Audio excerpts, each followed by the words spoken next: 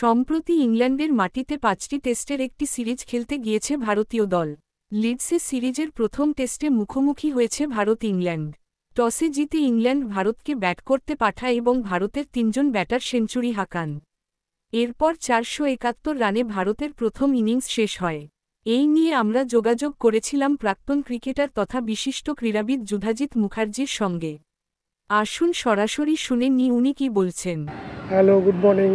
প্রথমে বলি, ভারত এবং ইংল্যান্ড টেস্ট নিয়ে সবাই বলছে খেলাটা খুব ভালো হবে। এটা বেসিক্যালি একটা অনভিজ্ঞ ভারতের ব্যাটসম্যানদের সঙ্গে ইংল্যান্ডের অনভিজ্ঞ পেসারদের লড়াই, এবং এই লড়াইতে আপাতত ফার্স্ট রাউন্ডে জিতেছে ভারতের দল, প্রায় ৫০০ কাছাকাছি রান পোস্ট করেছে।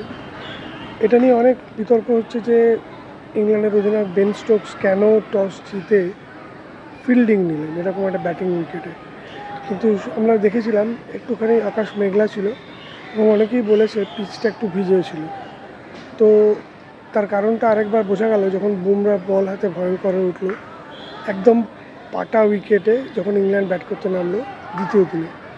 ওই অবস্থায় যদি প্রথম দিনেই বুমরার সামনে, সিরাজের সামনে পড়তো ইংল্যান্ডের টিম, তাহলে কি হতো সেটা ভেবেই হয়তো বেন স্টোকস ভেবেছিল এই অ্যাডভান্টেজটা যদি আমি আমার পেসারদের দিই তারা যদি কিছু ইউজ করতে পারে। তারা পারেনি, কিছুবার ব্যাটটা বিট করলেও তারা উইকেটটা পায়নি। কিন্তু যেভাবেই হোক, প্রথমত যশস্বী জয়সওয়াল এবং রাহুল দারুণ একটা শুরু দিয়েছিল, তা সেটার উপর বিল্ড আপ করে গিল এবং পরে পন্থ রানটাকে ৫০০ কাছাকাছি নিয়ে যায়। ৫০০ হলে খুব ভালো হতো, কিন্তু সেটা হয়নি। যখন ভেবে লাভ নেই, যা আছে সেটাই অনেক রান। এবং ইংল্যান্ড এখন ২০০ পেরিয়েছে, সবে ৩ উইকেট পড়ে গেছে, রুট ফিরে গেছে সবথেকে বড় কথা। এরপর পোপকে ফেরাতে পারলে লোয়ার অর্ডারের দিকে আস্তে আস্তে যাওয়া যাবে। এবং সেখানে আছে আমাদের বেন স্টোকস, বিখ্যাত অলরাউন্ডার এবং ইংল্যান্ডের ক্যাপ্টেন, তার উপরে অনেকটাই দায়িত্ব আছে। সে বোলিং দারুণ করেছে, 4টে উইকেট নিয়েছে, ফিরিয়ে এনেছে ইংল্যান্ডকে ম্যাচে।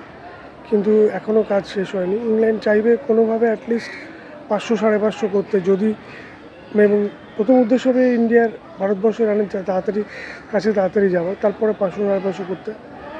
যদি হয় সেটা খুব ভালো হবে, যদি না হয় তাহলে অ্যাডভান্টেজ ইন্ডিয়া, আপাতত অ্যাডভান্টেজ ইন্ডিয়া। এবং যদিও এই পিচে চতুর্থ ইনিংসে ভালো ব্যাটিং করে ম্যাচ জেতার রেকর্ড ইংল্যান্ডের আছে, তবুও ভারতের বোলিং আমার মতে ইংল্যান্ডের থেকে অনেক বেশি এগিয়ে। তো অতএব সেটার দিকে তাকিয়ে আমরা ভাববো, যদি ইংল্যান্ডকে আমরা তাড়াতাড়ি অল আউট করতে পারি, ১৫০-২০০ রানের একটা লিড, কমপক্ষে ১০০ রানের একটা লিড পেতে পারি, তাহলে ভারতের পক্ষে খুব ভালো হবে। দ্রুত রান তুলে ১.৫ দিন ইংল্যান্ডকে ২ দিন ব্যাট করানো, এরকম একটা যদি টার্গেট দেওয়া যায় শেষ দিকে, তাহলে চতুর্থ ইনিংসের পিছে কী হয় কিছুই বলা যায় না। অতএব দারুণ খেলা হচ্ছে, আমরা সবাই দেখছি এবং ভারতবর্ষকে সাপোর্ট করছি। যদি আমরা জানি ইংল্যান্ডের ব্যাটিং সাইড খুব ভালো, কিন্তু আপাতত ম্যাচ 55-45 বলে আমার মনে হয় অ্যাডভান্টেজ ইন্ডিয়া।